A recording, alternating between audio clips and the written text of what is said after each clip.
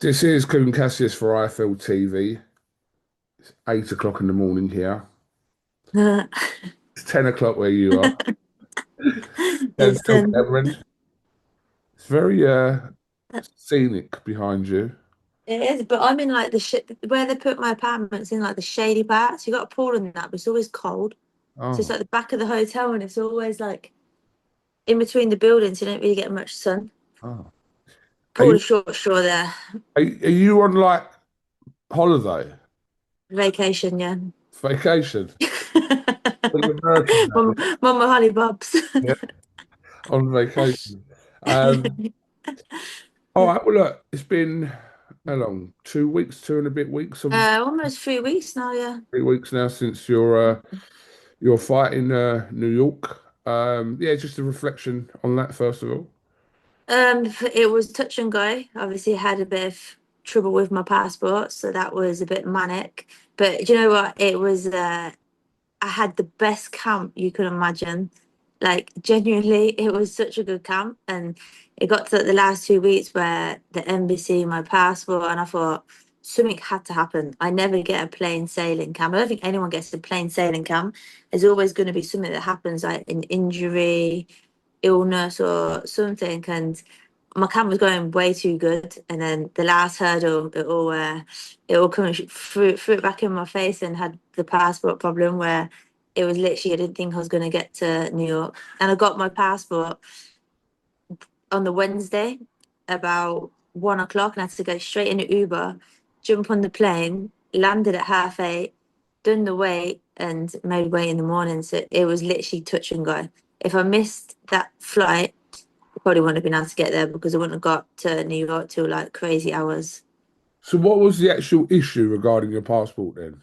So the embassy had it, and there was a few problems with the communication with the embassy, and then a solicitor was involved as well. They were basically just holding my passport, and I was in London for 3 days, just waiting for the call from the embassy to go collect it. And yeah, it was just back and forth, and it was just so frustrating. But I got there in the end. That's the main thing. That must But be I also was given anti kittens as well because he definitely went grayer in them few days. that's not an ideal situation, is it? It's like obviously having to fight, weigh in, etc., and do all the stuff that you probably got pulled about doing media wise, whatever it was. It's not an So we ideal. had to literally land, go go to my room, come down, let them see my weight so they could see that it was safe for me to make weight. Had to do all the media posters and stuff, and then go straight into the weight cut. And in the morning, thank God I didn't have to like do anything to get the weight off. Had to go straight to do my medical, come back, weigh in, go to my eye test, then do my media photo shoots, then got to relax, and then do the ceremonial weigh-in. It was just, I honestly didn't get like no time. So everything that everyone's doing all week had to cram in a day. It was a rush about.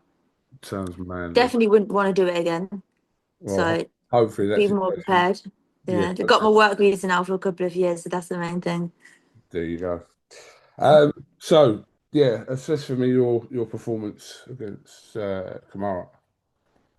I think I boxed well. I think obviously, like I could have stopped her. There was opportunities where I could have stopped her, but to be honest, I hit a brick wall. So I've got no excuses. I couldn't stop her. I hit a brick wall. She's really tough. She's taking big shots, and she can really whack. She caught me with a few shots, and I thought, but yeah, you got some pop in them. But yeah, no excuses. I just don't think that was my best. Obviously, a lot was going on. Had a lot of emotion all week, and then turned up for and hit a brick wall. I was absolutely exhausted. But I mean, there are positives to take. I mean, despite that kind of week that you had, you've gone in there. I'm not saying you need rounds, but you've gone Yeah. in there, done some runs, got the win, you've come home. So it's on I to the think I've done a lot that I've been working on with Steven. So like I think it was like a bit of a confidence fight for me as well. Obviously, training with Stephen now, working on things, and I'd done it in the fight. I was doing things that I've been practicing. So I think I'm taking that as a massive positive that we had a really good camp. We worked well together, and I put it into 10 rounds. So there's always a positive to a negative, but it's frustrating because even the referee said that he was. waiting for me to throw a flurry to jump in, and I just didn't have a flurry in me. So I was like that close from getting the fight stopped early, but I just didn't have it in me. Well, that's then. It's about, I suppose, looking forward now. I see a couple of posts that MVP had kind of put out on their social media about who should fight next, and there's just one name that just cropped up all the way through the comments. Yeah. I mean, look, have you got news pending regarding a shot soon? I mean, that's what. So the WBC are ordering that fight now because obviously I've been mandatory. I I waited for the deadline. The deadline that there was given permission to have an extension because of the magnitude of Amanda and Katie trilogy, and that's fair enough. There's a lot of money involved, a huge fight, but that's done now. That's done and dusted, and there's no more deadlines. It's either fight me or vacate the belt. It's the fair thing to do. So that's what's happening now. It's either fight or vacate. But again, like, I've been speaking to Anto a lot about it, and I'm saying like if Katie doesn't fight me, that's absolutely fine. I accept that because there's no point on trying to force a fight that somebody doesn't want to take part in. So I'm saying to Anto, like, there's other options anyway. That I'm really interested in the Holly Holm fight, and I said it to Nikisa as well. I was like, I'd love that fight to share the ring with Holly Holm would be amazing. But obviously, Katie's the champion. She's got to decide what she wants to do. But I'm not going to chase something that is one way traffic. And if Katie wants a trilogy, then it's easy to make it. It can be made again, literally again in 24 hours. But I don't think she wants it. There's already like remarks and comments and excuses, and that's absolutely fine. But either way, the belt's going to be mine. Yeah, I mean, it feels like Groundhog Day talking to you about Katie Taylor for that last however long. Yeah, I Um, kind of like I'm like sick of chasing it now. Like obviously the trilogy will be amazing, but there's other great opponents out there. There's massive fights for me anyway, regardless. But I just hope that the WBC don't do what they done with the lightweight division, where it took what? How many years till Caroline got made the world champion? It must have been like a good few years. Where like I'm too old for that. I haven't got the time to be waiting years for them to finally decide to strip Katie Taylor because she's holding on to the belts. Whereas like I waited long enough. I've done my managers. I've fought who I've had to fight to stay in this position. So fight or vacate. It's the fair thing to do. so it sounds just from what you're saying there, your priority is just to get the shot at the belt and become world champion again ahead of Yeah. a trilogy fight with Taylor. Yeah, the trilogy fight, it's not going to happen. Like from my side, it's done now. Like everyone knows me and works for me knows that I would literally say yes, yes, yes. Like the fight is done on my side, but Katie and her team, they're full of excuses. They don't want the trilogy, and that's absolutely fine. That's their decision, and but there's no point making excuses. Just say you don't want to fight and move on, but don't like.